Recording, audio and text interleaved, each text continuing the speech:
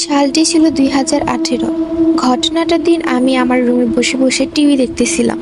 ঘড়িতে রাত প্রায় তখন 9টা বাজে। উল্লেখ্য, আমাদের বাড়িটা একটু নির্জন, আর প্রতিবেশীদের বাড়িও আমাদের বাড়ি থেকে বেশ খানিকটা দূরে দূরে। তো মূল ঘটনায় আসা যাক। সেদিন এক বিশেষ কারণে আমার মা বাবা আমাকে বাসায় একা রেখে আমার খালামণিদের বাসায় গিয়েছিলেন। খালামণিদের বাসা আমাদের বাসা থেকে প্রায় 30 মিনিটের পথ। আমি সাধারণত ভূত প্রেতের বিশ্বাস করি না, তাই আমি বাসায় একাই ছিলাম। কোনো ভয় লাগেনি, কারণ রাতে তাদের ফিরে আসার কথা, মানে আমার মা বাবাদের ফিরে আসার কথা ছিল। টিভি দেখতে দেখতে মনে হলো আমার পাশের রুমের দরজা দপ করে শব্দ করে খুলে গেল। আমি সোফা থেকে উঠে রুমটির কাছে গেলাম শব্দের উৎস খুঁজতে, কিন্তু ওখানে গিয়ে আমার মনে পড়লো যে ওই রুমের দরজাটা তো খোলাই থাকে। তাহলে দরজা খোলার শব্দ এলো কোথা থেকে? মনে মনে একটু ভয় পেলাম, কিন্তু পরক্ষণেই নিজেকে সামলে আবার টিভি দেখতে চলে গেলাম। টিভি দেখতে দেখতে হঠাৎই জানালায় চোখ পড়লো। জানালাটি কাচের হওয়াতে বাহিরের সবকিছু পরিষ্কারভাবে দেখা যাচ্ছিল। আমি কি ভেবে যেন জানালার পর্দা দিতে গিয়ে দেখলাম একটা কুকুরের আকৃতি একটা প্রাণী খুব জোরে মাটি খুঁড়ছে। আমি ভয়ে ভয়ে পর্দা টানতেই যাব, ঠিক তখনই দেখলাম প্রাণীটি খুব দ্রুত বেগে জানালার দিকে এগিয়ে আসছে। মনে হচ্ছিল ওটা জানালা ভেঙে একদম ঘরের ভিতরে ঢুকে যাবে। এই অবস্থায় আমি খুব দ্রুত পর্দা দিয়ে জানালার কাছ থেকে চলে আসলাম।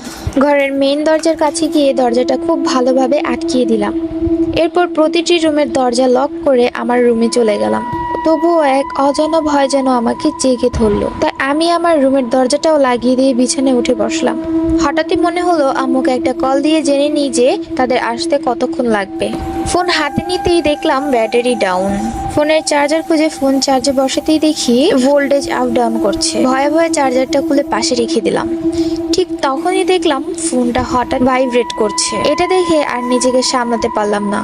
খুব জোরে একটা চিৎকার করে লাফ দিয়ে বিছানার এক কোনায় গিয়ে গুটিসুটি হয়ে বসে রইলাম। ফোনটা ততক্ষণে ছুঁড়ে আমি ফ্লোরে ফেলে দিয়েছি, যার ফলে ফোনের বিভিন্ন অংশ খুলে ছড়িয়ে ছিটে পড়ে আছে। ফোন ছাড়া এখন আমি কিভাবে আম্মু আব্বুর সাথে কথা বলবো, এটা ভাবতেই আমার ভয় যেন আরো বেড়ে গেল। ঘড়িতে তাকিয়ে দেখি রাত প্রায় তখন 1টা বাজে। এখনো সকাল হতে অনেক দেরি। আম্মু আব্বু কখন আসবে তাও জানি না। এতটা সময় আমি একা কিভাবে থাকবো? এইসব ভাবতে ভাবতে পাশের রুম থেকে শুনতে পাই মেইলি কণ্ঠে কেউ গুনগুন করে খুব অদ্ভুতভাবে একটি গান গাইছে। কণ্ঠটি শুনে মনে হলো এটি কোনো যুবতী মেয়ে গাইছে, তবে খুব ভারী গলায়। ধীরে ধীরে গানের তীব্র যেন বেড়েই চলছে। কিছুক্ষণ পরে মনে হলো আমার রুমের ঠিক বাইরে দাঁড়িয়ে কে যেন গান গাইছে। আমি একটু মনোযোগ দিয়ে সবটা শোনার চেষ্টা করতে হঠাৎ গান গাওয়া বন্ধ হয়ে গেল। আর ঠিক তখনই মনে হলো আমার রুমের দরজার বাইরে থেকে কেউ খুব জোরে ধাক্কা দিচ্ছে। মনে হচ্ছে আর একটু হলেই দরজা ভেঙে পড়ে যাবে। এই অবস্থায় আমার সমগ্র শরীর ভয়ে শীতল হয়ে গিয়েছে। মনে হচ্ছে আজ বোধহয় আর রক্ষে নেই। আজ রাতটাই মনে হয় আমার জন্য শেষ রাত। একটু পরেই ভাবলাম যা কিছু হয়ে যাক, এত সহজেই হার মানলে চলবে না।